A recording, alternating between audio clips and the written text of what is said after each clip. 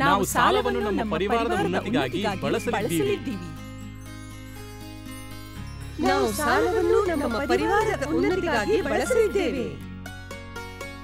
ನಾವು ಸಾಲದ ಕಂತನ್ನು ಸಮಯದಲ್ಲಿ ತುಂಬಿಸುತ್ತೇವೆ. ನಾವು ಸಾಲದ ಕಂತನ್ನು ಸಮಯದಲ್ಲಿ ತುಂಬಿಸುತ್ತೇವೆ. ನಾವು ಸೂಕ್ತ ಉಳಿತಾಯ ಮಾಡುತ್ತೇವೆ. ನಾವು ಸೂಕ್ತ ಉಳಿತಾಯ ಮಾಡುತ್ತೇವೆ. ನಾವು ನಮ್ಮ ಮಕ್ಕಳಿಗೆ ಉತ್ತಮ ಶಿಕ್ಷಣ ಕೊಡುತ್ತೇವೆ. ನಾವು ನಮ್ಮ ಮಕ್ಕಳಿಗೆ ಉತ್ತಮ ಶಿಕ್ಷಣ ಕೊಡುತ್ತೇವೆ. ನಮ್ಮ ಸಹಯೋಗಿಗಳ ಸುಖ ದುಃಖಗಳಲ್ಲಿ ನಾವು ಭಾಗಿಯಾಗುತ್ತೇವೆ. ನಮ್ಮ ಸಹಯೋಗಿಗಳ ಸುಖ ದುಃಖದಲ್ಲಿ ನಾವು ಭಾಗಿಯಾಗುತ್ತೇವೆ. ನಾವು ಕಂಪನಿಯ ಜೊತೆ ಒಳ್ಳೆಯ ಸಂಬಂಧದ ಸ್ಥಾಪನೆ ಮಾಡುತ್ತೇವೆ. ನಾವು ಕಂಪನಿಯ ಜೊತೆ ಒಳ್ಳೆಯ ಸಂಬಂಧದ ಸ್ಥಾಪನೆ ಮಾಡುತ್ತೇವೆ. ನಾವು ಏನು ಮಾಡುತ್ತೇವೋ ಹಾಗೂ ಏನನ್ನು ಹೇಳುತ್ತೀವೋ ಅದಕ್ಕೆ ದೇವರು ಸಾಕ್ಷಿಯಾಗಿರುತ್ತಾನೆ. ನಾವು ಏನು ಮಾಡುತ್ತೇವೋ ಹಾಗೂ ಏನನ್ನು ಹೇಳುತ್ತೇವೋ ಅದಕ್ಕೆ ದೇವರು ಸಾಕ್ಷಿಯಾಗಿರುತ್ತಾನೆ. ಕೂತ್ಕೊಳ್ಳಿ.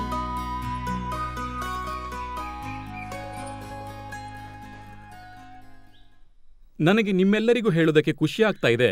ಇವತ್ತು ನಮ್ಮ ಜೊತೆ ಮಾತಾಡೋಕೆ ಅಂತ ನಮ್ಮ ಕಂಪನಿಯ ಝೋನಲ್ ಮ್ಯಾನೇಜರ್ ಪ್ರೀತಿ ಮೇಡಮ್ ಬಂದಿದ್ದಾರೆ. ನಾನು ಲಕ್ಷ್ಮಿ ಅವರಿಗೆ ಕೇಳಿಕೊಳ್ಳುತ್ತಿದ್ದೀನಿ, ಅವರು ಹೂ ನೀಡಿ ಪ್ರೀತಿ ಮೇಡಮ್ ಅವರನ್ನು ಸ್ವಾಗತಿಸಬೇಕಂತ.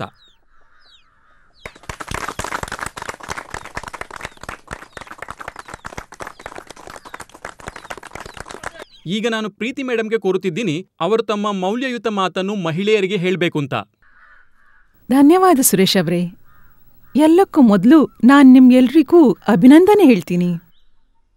ನೀವೆಲ್ಲರೂ ಯಾವ ರೀತಿಯಲ್ಲಿ ನಿಮ್ಮ ವ್ಯವಸಾಯವನ್ನು ವೃದ್ಧಿಸಿದ್ದೀರಿ ಹಾಗೂ ಪರಿವಾರದ ಉನ್ನತಿಗಾಗಿ ಪ್ರಯತ್ನಿಸಿದ್ದೀರಿ ಅದನ್ನು ನೋಡಿ ನನಗೆ ತುಂಬ ಖುಷಿಯಾಗಿದೆ. ಇದೇ ಪ್ರಕಾರ ನೀವು ಕಂಪನಿಯಿಂದ ಪಡೆದ ಸಾಲವನ್ನು ತುಂಬಾ ಪ್ರಾಮಾಣಿಕತೆಯಿಂದ ತೀರಿಸ್ತಿದ್ದೀರಿ. ಇದನ್ನು ನೋಡಿ ನನಗೆ ತುಂಬಾ ಖುಷಿಯಾಗಿದೆ. ನನ್ಗನ್ಸುತ್ತೆ ಚಿಕ್ಕ ಸಾಲಗಳು ನಿಮ್ಗೆಲ್ಲ ತುಂಬಾ ಲಾಭದಾಯಕವಾಗಿದೆ. ಏನನಿಸುತ್ತೆ ಲಕ್ಷ್ಮಿ ಅಕ್ಕ, ಲಾಭದಾಯಕವಾಗಿದೆಯಾ? ಹಾ, ತುಂಬಾ ಲಾಭದಾಯಕವಾಗಿದೆ. ಮೊದಲೆಲ್ಲ ಕೆಲಸಕ್ಕಾಗಿ ಹಣದ ಅಗತ್ಯ ಉಂಟಾಗ್ತಿತ್ತಲ್ಲ, ಆಗ ಅಲ್ಲಿ ಇಲ್ಲಿ ಸುತ್ತಾಡಿ ತುಂಬಾ ತೊಂದರೆ ಆಗ್ತಿತ್ತು. ನೀವೇ ನೋಡಿ, ಬ್ಯಾಂಕ್ ಸುಲಭವಾಗಿ ಸಾಲವಂತೂ ಕೊಡೋದಿಲ್ಲ, ಮತ್ತೆ ಸಾಹುಕಾರರಿಂದ ಪಡೆದ ಸಾಲ ದುಬಾರಿಯಾಗಿರುತ್ತೆ. ಇಂಥ ಸಮಸ್ಯೆಯಲ್ಲಿ ಸಿಕ್ಕಾಕೊಂಡಿದ್ವಿ ನಾವೆಲ್ಲ. ಆದ್ರೆ ನಿಮ್ಮ ಫೈನಾನ್ಸ್ ಕಂಪನಿಯು ಮನೆಗೆ ಬಂದೇ ಸಾಲ ಕೊಟ್ಟಿದೆ. ಈಗ ತುಂಬಾ ಲಾಭವಾಗಿದೆ ನಮಗೆ. ಏನ್ರವ, ನೀವು ಏನಾದ್ರೂ ಹೇಳಿಯಲ್ಲ? ಹೌದು ಮೇಡಮ್, ಲಕ್ಷ್ಮಿ ಹೇಳ್ತಾ ಇರೋದು ನಿಜವಾಗಿದೆ. ಇದನ್ ಕೇಳಿ ತುಂಬಾನೇ ಖುಷಿಯಾಯ್ತು. ಯಾಕೆಂದ್ರೆ ಕೆಲವು ಜಾಗಗಳಲ್ಲಿ ಎಂಥ ದುರ್ಘಟನೆಗಳು ಆಗಿವೆ ಅಂದ್ರೆ ಅಲ್ಲಿ ಈ ಸೌಲಭ್ಯದ ದುರುಪಯೋಗ ಆಗಿದೆ. ಅದರಿಂದ ಕಂಪನಿಗೆ ನಷ್ಟವಾಗಿದ್ದು ಸರಿಯೇ, ಜೊತೆಗೆ ಮಹಿಳೆಯರಿಗೂ ನಷ್ಟವಾಗಿದೆ. ಮೇಡಮ್, ನೀವು ರಾಮನಗರದ ಅಂಬೇಗಾಂವ್ನಲ್ಲದ ಘಟನೆ ಬಗ್ಗೆ ಹೇಳ್ತಿದ್ದೀರಲ್ವಾ? ಹೌದು, ಸರಿ ಅಂದ್ರಿ. ಅಲ್ಲಿ ಏನಾಗಿತ್ತು ಮೇಡಮ್? ಅಂಬೇಗಾಂವ್ನಲ್ಲೊಂದು ಫ್ಯಾಮಿಲಿ ಇತ್ತು, ಜಮದಾಳಿ. ಮನ್ಮರ್ಥ್, ಅವರ ಪತ್ನಿ ಸುಶೀಲಾ, ಗುಡ್ಡಿ ಹಾಗೂ ಪಿಂಕಿಯೂ ಇದ್ರು ಈ ಜಮದಾಳಿ ಪರಿವಾರದಲ್ಲಿ. ಒಂದು ದಿನ ಮನ್ಮಥ್, ಅರೆ ಓ ಮನ್ಮಥ್, ಮನೆಯಲ್ಲಿದ್ದೀಯಾ? ಯಾರು ಬಂದ್ರು?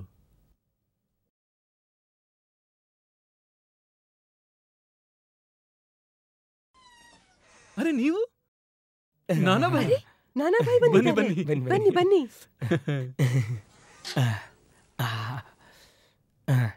ಇಲ್ಲಿ ಕೂತ್ಕೊಳ್ಳಿ. ಅಲ್ಲಪ್ಪ, ತುಂಬಾ ಸೆಕೆ ಇದೆ ನಿಮ್ಮೂರಲ್ಲಿ. ಹೌದ್ರಿ, ನನ್ಗಂತೂ ಸಾಕಾಗೋಯ್ತು. ತಗೊಳ್ಳಿ, ನೀರ್ ಕುಡೀರಿ. ಅರೆ ವಾ, ಈಗ ಆರಾಮಾಯ್ತು. ಹೇಗಿದ್ರಿ ಸುಶೀಲಾತ್ಗೆ? ಎಲ್ಲ ಚೆನ್ನಾಗಿದೆಯಾ? ಎಲ್ಲ ಆರಾಮರಿ. ಅರೆ, ಮಕ್ಕಳೆಲ್ಲಿದ್ದಾರೆ? ಕಾಣಿಸ್ತಾನೆ ಇಲ್ಲ. ಅವರು ಇಲ್ಲೇ ಹತ್ತಿರದ ಹಳ್ಳಿಗೆ ಸ್ಕೂಲ್ ಪಿಕ್ನಿಕ್ಗೆ ಹೋಗಿದ್ದಾರೆ. ತಡವಾಗಿ ಬರ್ತಾರೆ. ಹೌದಾ? ಮಕ್ಳಿಗೋಸ್ಕರ ಏನೋ ತಂದಿದ್ದೆ. ಇಷ್ಟೆಲ್ಲ ತೊಂದ್ರೆ ಯಾಕೆ ಅರೆ, ಹೇಳಿ? ತೊಂದ್ರೆ ಅಂತದ್ದು ನಮ್ದೇ ಮಕ್ಳಲ್ವೇ. ಸರಿ ಅತ್ಗೆ, ಮನ್ಮತ ಚೆನ್ನಾಗಿ ನೋಡ್ಕೊಳ್ತಿದ್ದಾನಲ್ಲ, ನಿಮ್ಗೇನು ತೊಂದ್ರೆ ಗಿಂದ್ರೆ ಕೊಡಲ್ವಲ್ಲ? ಯಾಕೆ ಮನ್ಮತ? ನಾನಂತೂ ಆರಾಮಾಗಿದ್ದೀನಿ ನೋಡಿ. ಏನ್ ನಾನಬ್ಬ ನೀವು ಕೂಡ. ಆದ್ರೆ ಅಕಸ್ಮಾತ್ ಈ ಕಡೆ ಹೇಗ್ ಬರೋದಾಯ್ತು? ಅರೆ, ನಿಮ್ಮೂರಲ್ಲಿ ಏನೋ ಕೆಲ್ಸ ಇತ್ತು, ಅನ್ಕೊಂಡೆ ನಿಮ್ಮನ್ನು ಭೇಟಿ ಆಗ್ಬೋದು ಅಂತ. ಒಳ್ಳೇದಾಯ್ತು ಬಿಡಿ. ಆದ್ರೆ ನೀವು ಯಾವ ಕೆಲ್ಸಕ್ಕೆ ಬಂದ್ರಿ? ಅರೆ, ಒಂದು ಹೊಸ ಬಿಸ್ನೆಸ್ ಶುರು ಮಾಡ್ತಿದ್ದೀನಿ. ಎಂತ ಬಿಸ್ನೆಸ್? ಬಟ್ಟೆಗಳದ್ದು. ಅದ್ಕೆಂತಲೇ ಇವ್ರಿಗೆ ಬಂದದ್ದು. ಅರೆ ವಾ, ಬಟ್ಟೆ ಬಿಸ್ನೆಸ್? ಅರೆ ವಾ, ನೀವಂತೂ ತುಂಬಾ ದೊಡ್ಡ ಹೆಜ್ಜೆನೇ ಇಟ್ಟಿದ್ದೀರಾ. ಅರೆ, ನಾನಂತೂ ಸಣ್ಣ ಪುಟ್ಟ ಕೆಲಸ ಮಾಡಿ ಮಾಡಿ ಸೋತು ಹೋಗಿದ್ದೆ. ಈಗ ಅನಿಸ್ತು ಒಂದು ಹೊಸ ಬಿಸ್ನೆಸ್ ಶುರು ಮಾಡೋಣ ಅಂತ. ತಗೊಳ್ಳಿ, ಚಹಾ ಕುಡೀರಿ. ಆದ್ರೆ ಅಣ್ಣವ್ರೆ, ಈ ಬಿಸ್ನೆಸ್ ಮಾಡೋದಕ್ಕೆ ತುಂಬಾ ಹಣ ಬೇಕಾಗುತ್ತಲ್ವಾ? ಹೌದು. ಅರೆ ಅತ್ತಿಗೆ, ಒಂದ್ ದೊಡ್ಡ ಕೆಲ್ಸ ಮಾಡ್ಬೇಕು ಅಂದ್ರೆ ಹಣ ಕೂಡ ಹೆಚ್ಚೇ ಬೇಕಾಗುತ್ತಲ್ವಾ? ಏನ್ ಮನ್ಮತ? ನೀವ್ ಹೇಳ್ತಿರೋದು ನಿಜಾನೇ. ಅದ್ಕಂತ್ಲೇ ನಿನ್ ಬಳಿಗೆ ಬಂದಿದ್ದೀನಿ. ನನ್ನ ಹತ್ರ ಏನ್ ಬಡವರ ಕಾಲ ಎಳೆತಿದ್ದೀರಿ? ನಾನ್ ನಿಮಗೆ ಹೇಗೆ ಸಹಾಯ ಮಾಡ್ಬೋದು? ಅರೆ ನೀನಲ್ಲ, ಸುಶೀಲಾ ಅತ್ತಿಗೆ. ನಾನೇ? ಅರೆ ಅಣ್ಣವ್ರೆ, ನಾನು ಜನರ ಮನೆಗೆ ಹೋಗಿ ಕಸ ಮುಸುರಿ ತೊಳಿತೀನಿ. ನನ್ಗೇನ್ ಗೊತ್ತು ಈ ಬಿಸ್ನೆಸ್ ನ ಬಗ್ಗೆ? ಅರೆ ನಾನ್ ನಿನ್ಗೆ ಬಿಸ್ನೆಸ್ ಮಾಡೋಕೆ ಎಲ್ಲಿ ಹೇಳ್ತಿದ್ದೀನಿ. ನನ್ಗಂತೂ ನಿನ್ನಿಂದ ಹಣದ ಸಹಾಯ ಬೇಕಿದೆ ಅಷ್ಟೇ. ಮತ್ತೆ ಅದು ಸಹ ಬರೀ ಕೆಲವೇ ದಿನಗಳಿಗಾಗಿ. ಹಣದ ಸಹಾಯ? ಎಷ್ಟು ಬೇಕಿತ್ತು? ಬರೀ 1 ಲಕ್ಷ ರೂಪಾಯಿ ಬೇಕಿತ್ತು. 1 ಲಕ್ಷ? ಅರೆ ನಾನಾಬಾಯ್, 1 ಲಕ್ಷ ರೂಪಾಯಿ ಅಂತೂ ಬಿಡಿ, 1 ಲಕ್ಷ ಪೈಸೇನೂ ಇಲ್ಲ ನಮ್ಮ ಮನೆಯಲ್ಲಿ. ನಾವು ಹೇಗೋ ಮಾಡ್ಕೊಂಡು ಮನೆ ನಡೆಸ್ತಾ ಇದ್ದೇವೆ. ಅರೆ ಅದು ನನ್ಗೂ ಗೊತ್ತಪ್ಪ. ಆದ್ರೆ ನನ್ನ ಹತ್ರ ಒಂದು ಐಡಿಯಾ ಇದೆ. ಅದ್ರಲ್ಲಿ ನನ್ಗೂನು ಹಣ ಸಿಗುತ್ತೆ, ಮತ್ತೆ ನಿಮ್ಗೂ ಲಾಭ ಇದೆ. ಎಂತ ಐಡಿಯಾ? ನಿಮ್ಗೆ ಗೊತ್ತಿರ್ಬೇಕಲ್ವಾ, ಫೈನಾನ್ಸ್ ಕಂಪನಿ ಕಡೆಯಿಂದ ಈಗೀಗ ಸಾಲ ಸಿಗ್ತಾ ಇರೋದು. ಹಾ, ಅದ್ ಗೊತ್ತಿದೆ. ನಮ್ಮ ಬಳಿನೂ ಆ 4-5 ಫೈನಾನ್ಸ್ ಕಂಪನಿಯ ಜನ ಬರ್ತಾ ಇರ್ತಾರೆ. ಅಷ್ಟೇ. ನೀವು ಒಂದ್ ವೇಳೆ 4 ಮಹಿಳೆಯರ ಗುಂಪು ಮಾಡ್ಕೊಂಡ್ರೆ ನಿಮ್ಗೂನು ಸಾಲ ಸಿಕ್ಬಿಡುತ್ತೆ. ಆದ್ರೆ ನಮಗಂತೂ ಸಾಲ ತಗೊಳ್ಳೋ ಅಗತ್ಯವೇ ಇಲ್ಲ. ಅರೆ ನಿಮ್ಗೆ ಯಾರು ಹೇಳ್ತಿದ್ದಾರೆ ಸಾಲ ತಗೊಳಕ್ಕೆ? ನೀವಂತೂ ಒಂದು ಗುಂಪು ನಿರ್ಮಿಸಿ ಆ ಸಾಲ ಪಡ್ಕೊಂಡ್ರೆ ಆಯ್ತು. ಒಂದ್ಸಲ ನಿಮ್ಗೆ ಸಾಲ ಸಿಕ್ಬಿಟ್ರೆ ಅದನ್ನ ನಂಗೆ ಕೊಟ್ಬಿಡಿ. ಮತ್ತೆ ಕಂತು ಯಾರು ತುಂಬ್ತಾರೆ? ಅರೆ ಏನು ಅಂತ ಮಾತಾಡ್ತಿದ್ದೆಪ್ಪ, ನಾನ್ ತುಂಬಿಸ್ತೀನಿ ಕಣೋ.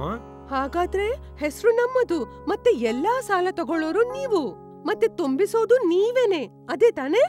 ನಾನನ್ನೋದು ಅದೇ ಅತ್ತಿಗೆ. ನೋಡಿದೆ ಮನ್ಮತ, ನಿನ್ಗಿಂತ ಎಷ್ಟು ಹೆಚ್ಚು ಅತ್ತಿಗೆ ತಲೆ ಓಡುತ್ತೆ.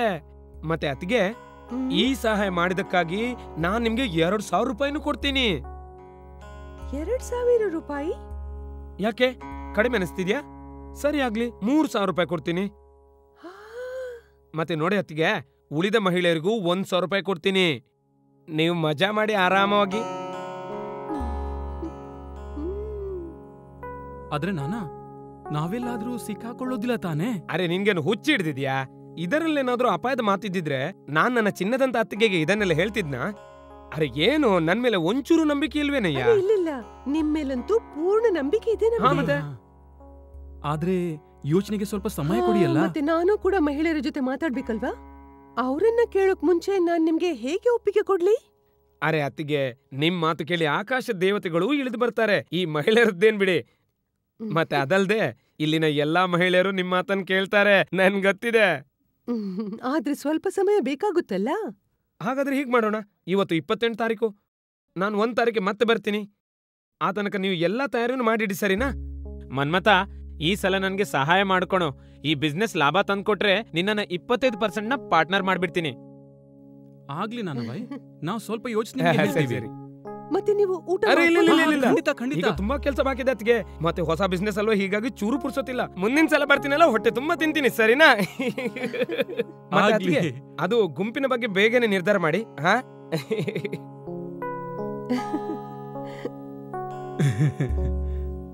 ಎಲ್ಲಾ ಕೆಲ್ಸ ಮುಗಿಸಿ ಬಂದಿದ್ದೀರಲ್ಲ, ಯಾವುದೇ ಗಡಿಬಿಡಿಲ್ವಲ್ಲ? ಸುಶೀಲಾ ತನ್ನಂತ 4 ಮಹಿಳೆಯರನ್ನು ತಯಾರಿಸಿದ್ಲು. ಮತ್ತೆ ಅವರ ಗ್ರೂಪ್ ಶುರುವಾಯ್ತು. ಮತ್ತೆ ಅವರ ಅಪ್ರೈಸಲ್ ರಿಪೋರ್ಟ್ ಚೆನ್ನಾಗಿತ್ತು. ಹೀಗಾಗಿ ಅವರಿಗೆ 75,000 ಸಾಲ ಸಿಕ್ಕಿತ್ತು. ಅದನ್ನವರು ನಾನಾಗೆ ಕೊಟ್ಬಿಟ್ರು. ಮೊದಲು ನಾನಾ ಸಮಯಕ್ಕೆ ಕಂತು ತುಂಬ್ತಾ ಇದ್ರು. ಆದ್ರೆ ಕೆಲವು ದಿನದ ನಂತರ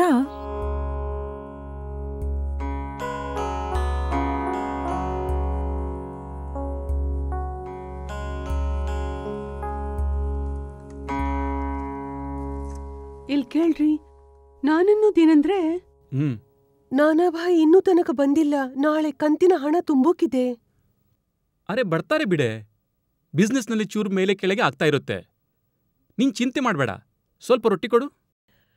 ಅರೆ ಅವ್ರು ಬರದೇ ಹೋದ್ರೆ ನಾವು ಹಣ ತುಂಬೋದೇ ಎಲ್ಲಿಂದ? ಬರದೇ ಹೋದ್ರಂದ್ರೇನು? ಈ ತನಕ ಯಾವತ್ತಾದ್ರೂ ವಚನ ಮರ್ತಿದ್ದಾರಾ? ಮತ್ತೆ ಕಳೆದ 3 ತಿಂಗಳ ಕಂತನ್ನು ಸರಿಯಾಗಿ ಕೊಟ್ಟಿದಾರಲ್ಲ? ಹಾ, ಅದೇನೋ ನಿಜ. ಆದ್ರೆ ಈ ಬಾರಿ ತುಂಬಾ ತಡ ಆಗಿದೆ, ಹೀಗಾಗಿ ನಂಗೆ ಚಿಂತೆ ಆಗ್ತಿದೆ. ನಾನೇನ್ ಹೇಳ್ತೀನಿ, ನೀವು ಸ್ವಲ್ಪ ಫೋನ್ ಮಾಡಿಯಲ್ಲ. ನೀವು ಹೆಂಗಸರು ಅನವಶ್ಯಕವಾಗಿ ಚಿಂತೆ ಮಾಡ್ಕೋತೀರಿ. ಆಗ್ಲಿ, ಊಟ ಮಾಡಿ ಫೋನ್ ಮಾಡ್ತೀನಿ. ಅಲ್ಲ ಈಗ್ಲೇ ಮಾಡ್ಬೇಕಾ? ಅರೆ ನಾನಂದದ್ದು ಹಾಗಲ್ಲ ರೀ. ಆರಾಮವಾಗಿ ಊಟ ಮಾಡ್ಕೊಳ್ಳಿ, ಆ ನಂತರ ಫೋನ್ ಮಾಡ್ಬೋದು. ಹಾ ಹಾ ಹಾ ಆಗ್ಲಿ ಆಗ್ಲಿ ಆಗ್ಲಿ, ಇಡ್ತೀನಿ. ಏನಾಯ್ತು? ನಾನೇನ್ ಹೇಳಿದ್ನೋ ಅದೇ ಆಯ್ತು. ಬಿಸ್ನೆಸ್ ಕೆಲ್ಸಕ್ಕಾಗಿ ನಾನು ಪುಣೆಗೆ ಹೋಗಿದ್ದಾರೆ, ಮತ್ತೆ ಅಲ್ಲೇ ಸಿಕ್ಕೊಂಡಿದ್ದಾರೆ. ನಾಳೆ ತನಕ ಬರ್ತಾರಲ್ವಾ? ಇಲ್ಲ, ಬಹುಶಃ 3-4 ದಿವಸ ಇನ್ನೂ ತಾಗುತ್ತೆ. 3-4 ದಿನ? ಹಾಗಾದ್ರೆ ನಾಳೆ ಹಣ ಯಾರು ತುಂಬ್ತಾರೆ? ಏನಾದ್ರೂ ಮಾಡು, ನಿನ್ನ ಗುಂಪಿನ ಹೆಂಗಸರ ಜೊತೆ ಮಾತಾಡು, ಮತ್ತೆ ಅವರಿಗೆ ತಿಳಿಸಿಕೊಡು. 3-4 ದಿವಸದಲ್ಲೇ ಬರ್ತಾರೆ, ಮತ್ತೆ ಕಂತು ಕಟ್ತಾರೆ.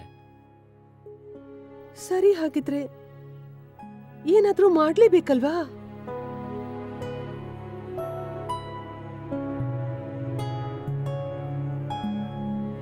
ಒಂದು ತಿಂಗಳ ನಂತರ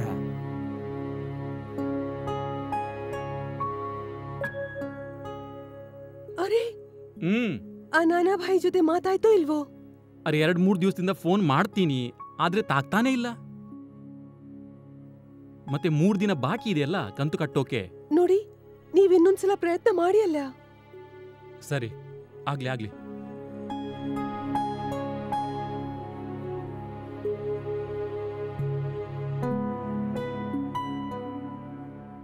ಏನಾಯ್ತು ರೀ? ಆಗ್ಲಿಂದ ಔಟ್ ಆಫ್ ಕವರೇಜ್ ಏರಿಯಾ ಅಂತಾನೆ ಬರ್ತಾ ಇದೆ.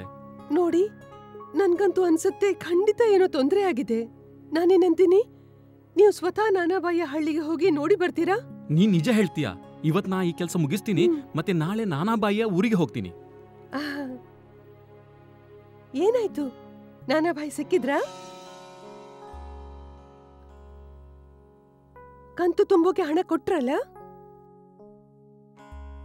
ಕೊಡ್ಲಿಲ್ವೇ?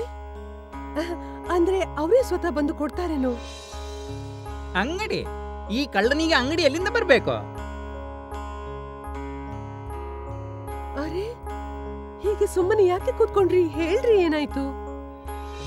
ಅಯ್ಯೋ ದೇವ್ರೆ, ಏನಾಯ್ತು? ಏನ್ ವಿಷಯ? ಸುಶೀಲಾ, ನಾವು ಸಿಕ್ಕೊಂಡ್ವಿ ಸುಶೀಲಾ. ಹಾಗಂದ್ರೆ ಆ ನಾನಾ 1 ನಂಬರ್ನ ಕಳ್ಳ ಅಂತೆ ಸುಶೀಲಾ. ಅರೆ, ಇಸ್ಪಿಟ್ನಲ್ಲಿ ಎಲ್ಲ ಹಣ ಕಳ್ಕೊಂಡು ಹೊಡಿದ್ದಾನೆವ, ಯಾರಿಗೂ ಗೊತ್ತಿಲ್ಲ ಎಲ್ಲಿದ್ದಾನಂತ. ಅವನು ಬಟ್ಟೆ ಗಿಟ್ಟೆ ಯಾವುದೇ ವ್ಯಾಪಾರ ಶುರು ಮಾಡ್ಲಿಲ್ಲ. ಆತ ಹೆಂಡ ಮತ್ತೆ ಇಸ್ಪೀಟ್ನಲ್ಲಿ ಎಲ್ಲ ಹಣ ಕಳ್ಕೊಂಡ್ಬಿಟ್ಟ. ಆತ ಬಹಳ ಜನರಿಗೆ ಮೋಸ ಮಾಡಿದಾನಂತೆ, ಮತ್ತೆ ಇವತ್ತು ಎಲ್ಲಿದ್ದಾನಂತೆ ಯಾರಿಗೂ ಗೊತ್ತಿಲ್ಲ. ಅಯ್ಯೋ ದೇವ್ರೆ, ನಾವಂತೂ ಹಾಳಾಗಿ ಹೋದ್ವಿ. ಈಗ ನಾವ್ ಏನ್ ಮಾಡೋದು? ಇದಂತೂ ತುಂಬಾ ಅನ್ಯಾಯ ಮೇಡಮ್. ಆಮೇಲೆ ಸುಶೀಲಾ ಏನ್ ಮಾಡಿದ್ಲು? ಏನ್ ಮಾಡ್ತಾಳೆ ಆಕೆ? ಆಕೆಯಂತೂ ಸಂಪೂರ್ಣವಾಗಿ ಸಿಕ್ಕಿಕೊಂಡಿದ್ಲು.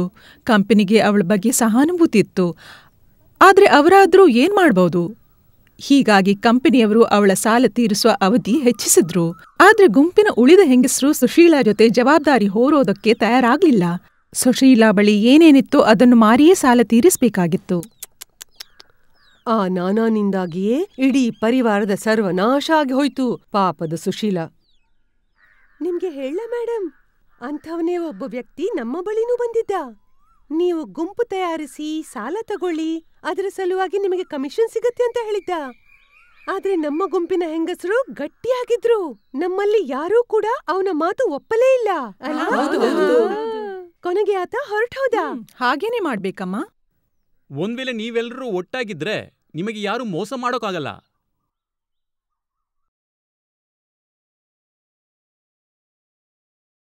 ಮೇಡಮ್, ಅದು ರಾಮನಗರದ ಕೇಸ್ನ ಬಗ್ಗೆ ಹೇಳಿಯಲ್ಲ. ಓ, ಹೇಳ್ತೀನಿ ತಾಳಿ. ಆದ್ರೆ ನಿಮ್ಮೆಲ್ಲರ ಬಳಿ ಸಮಯ ಇದೆಯಲ್ವಾ? ಇಲ್ಲ ಅಂದ್ರೆ ನಾವು ಹರಟೆ ಹೊಡಿತಾ ಇರ್ತೀವಿ, ಎಲ್ಲಾ ಕೆಲ್ಸ ನಿಂತು ಹೋಗುತ್ತೆ. ಇಲ್ಲ ಇಲ್ಲ, ನೀವು ಚಿಂತೆ ಮಾಡ್ಬೇಡಿ, ನೀವು ಹೇಳಿಬಿಡಿ. ಅದರಿಂದ ನಮಗೆ ಮಾಹಿತಿನೂ ಸಿಗುತ್ತೆ ಅಲ್ವಾ? ರಾಮನಗರದಲ್ಲಿ ರೇವತಿ ತನ್ನ ಪತಿಯ ಜೊತೆ ತುಂಬಾ ಸುಖವಾಗಿ ಇದ್ಲು ನೋಡಿ.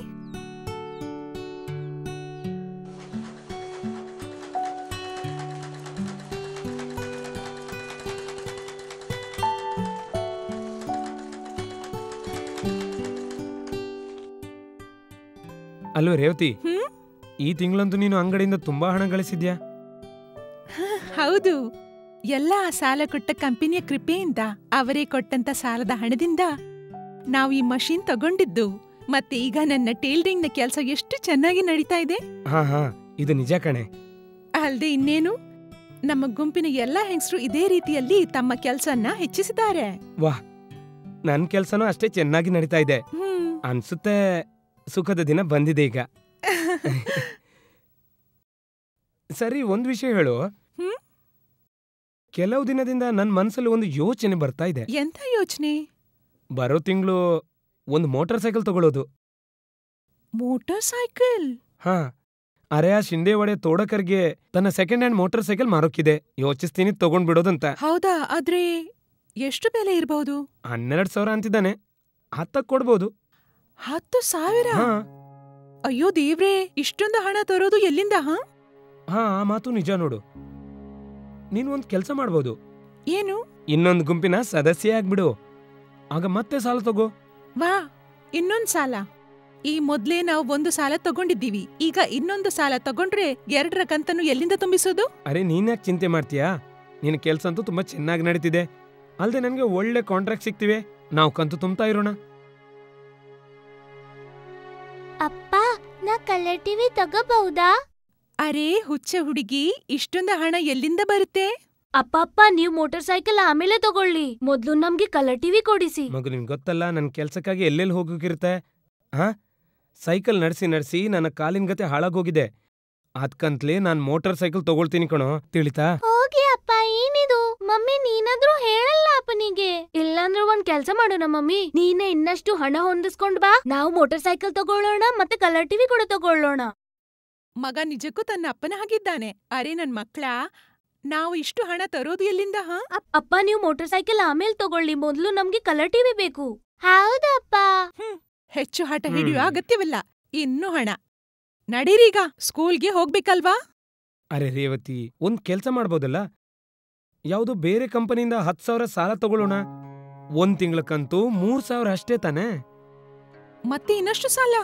ಮಮ್ಮಿ, ಈಗ ನೀನ್ ಇಲ್ಲ ಅನ್ಬೇಡ. ಅಪ್ಪ ಹೇಳಿ ಆಯ್ತು, ಕಲರ್ ಟಿವಿ ತಗೊಳ್ಬೇಕು ಅಂದ್ರೆ ತಗೊಳ್ಬೇಕು. ಅರೆ ರೇವತಿ, ನೀನ್ ಯಾಕೆ ಚಿಂತೆ ಮಾಡ್ತೀಯಾ? ನಾನಿದ್ದೀನಿ, ಸರಿಯಾಗುತ್ತೆ. ನೀನ್ ಯೋಚನೆ ಮಾಡ್ಬೇಡ, ಸಾಲ ತಗೋ.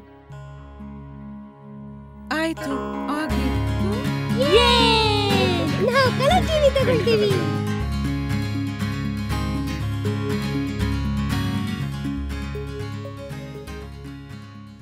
ಏನ್ ರೇವತಿ, ಹೇಗೆ ನಡೀತಿದೆ ಜೀವನ? ಮಂಜು, ನೀನು ಬಾ ಕೂತ್ಕೋ. ನನ್ನ ಕೆಲ್ಸ ಅಂತೂ ತುಂಬಾ ಚೆನ್ನಾಗಿ ನಡೀತಿದೆ. ನೀನ್ ಹೇಳು, ನಿನ್ನ ಸೀರೆಗಳ ವ್ಯಾಪಾರ ಹೇಗ್ ನಡೀತಾ ಇದೆ? ಚೆನ್ನಾಗಿ ನಡೀತಾ ಇದೆ. ಕಂಪನಿ ಕೊಟ್ಟಂತಹ ಸಾಲದಿಂದ ನಮ್ಮ ಗುಂಪಿನ ಎಲ್ಲಾ ಹೆಂಗಸರ ಬಿಸ್ನೆಸ್ ತುಂಬಾ ಚೆನ್ನಾಗಿ ನಡೀತಾ ಇದೆ. ಹಾ, ಅದೇನೋ ನಿಜ. ಮಂಜು, ಒಂದ್ ಮಾತ್ ಹೇಳ, ನಾನು ಇನ್ನೂ 2 ಕಂಪನಿಗಳ ಗುಂಪಿನ ಸದಸ್ಯ